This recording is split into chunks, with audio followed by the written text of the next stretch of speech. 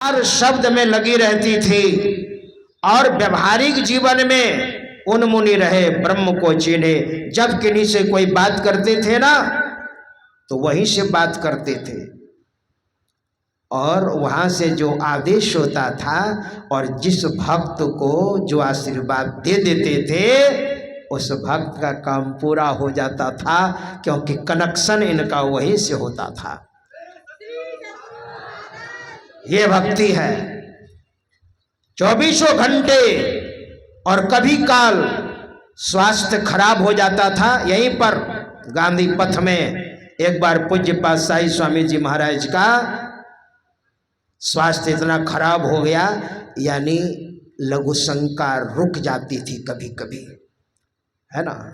तो एक बार लघु शंका रुक गई, बाबा बेचैन हो गए।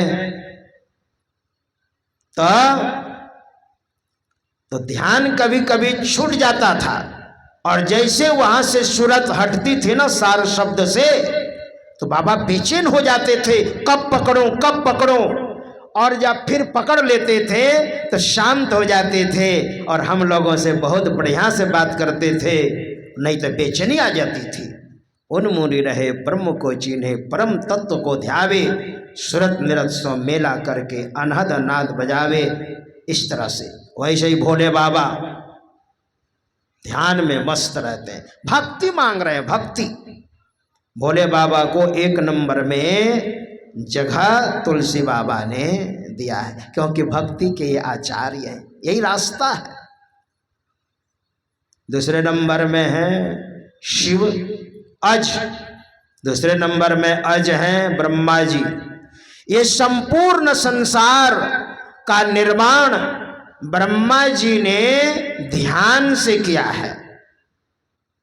पौराणिक ग्रंथों को आप जब पढ़ेंगे ना तो ब्रह्मा जी ने अपने आप को कमल के फूल के ऊपर में पाया।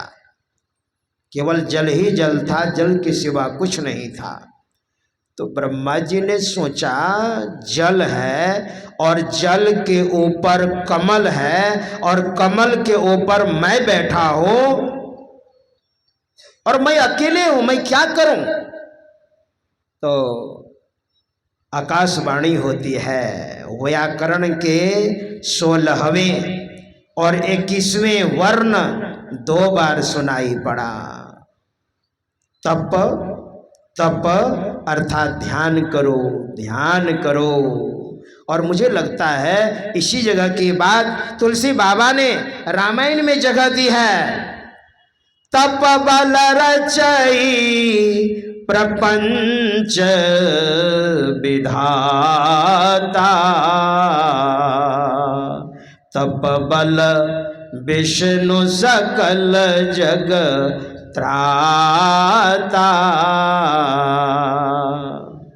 तप बल शंभु करहि संहारा, तप बल शेष धरहि मही भारा, तप आधार सब सृष्टि भवानी, करहि जाय तप अस जिय जानी।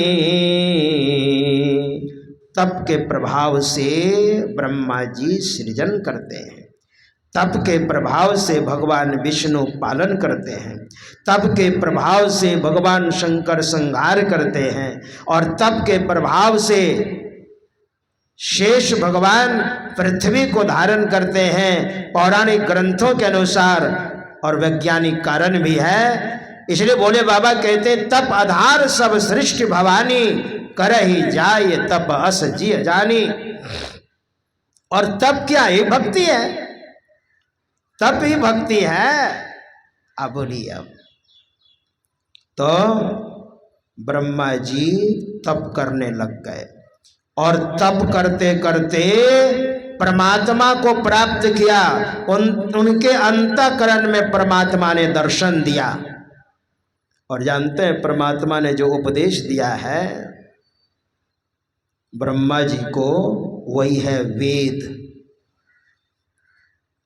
और वही परमात्मा कहते हैं हे ब्रह्मा जी सुनिए। परमात्मा ने कहा, क्योंकि उनको महसूस हुआ, परमात्मा को प्राप्त किया। अकामः, किसी प्रकार की कामना नहीं है। वा सर्व कामो, अथवा संपूर्ण कामनाओं से जो युक्त है। अकामः सर्व कामो वा मोक्ष काम उदारधि, अथवा परमात्मा को जो प्राप्त करना चाहते हैं। तीव्रेण भक्ति योगेन यजेत पुरुषम परम, भक्ति योग के द्वारा ही परमात्मा को प्राप्त करने का प्रयत्न करना चाहिए। देखिए क्या कह रहे हैं, भक्ति योगेन, ये भक्ति है। इसलिए ब्रह्मा जी आप भक्ति कर रहे हैं और भक्ति के द्वारा ही आप संसार का निर्माण कर सकते हैं, संसार की रचना कर सकते हैं। और आप जिस तरह से संकल्प कीजिएगा मेरी प्रेरणा से आपका सृजन बहुत अच्छा होगा, परमात्मा ने कहा। इसलिए तुलसी बाबा ने ब्रह्मा जी को दूसरे नंबर में स्थान दिया है। ये भक्ति के आचार्य हैं। और तीसरे नंबर में सुखदेव बाबा हैं, शिव अज शुक। अब बताइए, सुखदेव बाबा माता के ओत्र में 12 वर्षों तक रह गए। पढ़िए, उनके इतिहास को पढ़िए। और तुलसी बाबा ने कहा है कि सुखदेव जी महाराज महापुरुष हैं और भक्ति के आचार्य हैं। उन्होंने माता के ओत्र में 12 वर्षों तक ध्यान किया। कहते हैं सुखदेव बाबा जब परीक्षित के पास जब गए ना, शुकताल में, गंगा किनारे उत्तर प्रदेश पड़ता है, वहाँ 88,000 ऋषि मुनि गण थे। और परीक्षित को शाप हुआ था 7 दिन में तक्षक डसेगा और ये मर जाएगा। समीक मुनि के पुत्र श्रृंगी ऋषि ने शाप दिया था। और मात्र 7 दिन समय है, तो ऋषि मुनियों से पूछते थे मात्र 7 दिन समय है और 7 दिन में मेरी मुक्ति कैसे होगी। तो सारे महात्माओं से पूछते थे। 88,000 ऋषि मुनि बैठे हैं और वहां पूछ रहे हैं, कोई सही नहीं बता रहे हैं। कोई कहते हैं तीर्थाटन करो, कोई कहते हैं यज्ञ करो, कोई कहते हैं एकादशी करो। अरे एकादशी भी तो 15 दिन में होती है और तीर्थ भी एक नहीं है, 68 तीर्थ हैं। और यह मात्र 7 दिन टाइम है। एक दिन एक तीर्थ में अगर लगाते हैं तो 68 तीर्थ है। एकादशी भी 15 दिन में है ना। तो इसलिए कोई सही नहीं बता रहे थे और वही पूछ रहे थे। उसी समय सुखदेव जी महाराज वहाँ पहुँच गए। और जैसे पहुँचे ना, तो जानते हैं सबों ने उठ करके प्रणाम किया सुखदेव बाबा को। मात्र 16 वर्ष की अवस्था है। वहाँ कौन कौन बैठे थे ऋषि मुनियों में जानते हैं? सुखदेव जी महाराज के पिताजी भी थे वहाँ पर, भगवान वेदव्यास। उन्होंने भी उठ करके कहा जय हो महाराज। भगवान वेदव्यास के पिताजी भी वहाँ पर थे।